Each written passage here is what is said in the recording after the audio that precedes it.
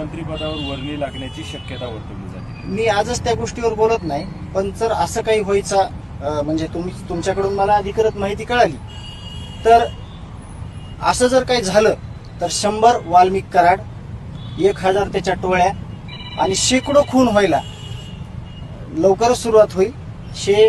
शासनाला करायचं असेल तर त्यांनी त्यांचा विचार जे काही पद्धतीनं करायचा आहे ते करावा.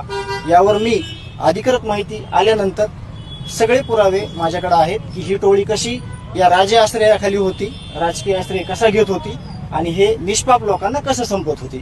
आता एवढंच मी अपेक्षित ठेवतो बोलणं.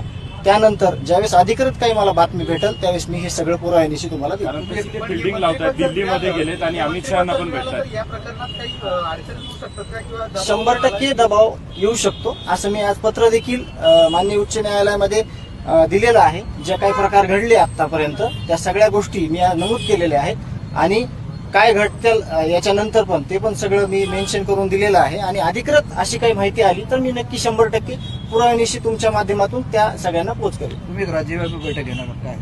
आम्ही त्याबद्दल जे गावकरी आहेत त्या गावकऱ्यांना विचारात घेऊन किंवा गावकरी सगळे ठरवतील त्या अनुषंगाने मी त्याची पण माहिती तुम्हाला लवकर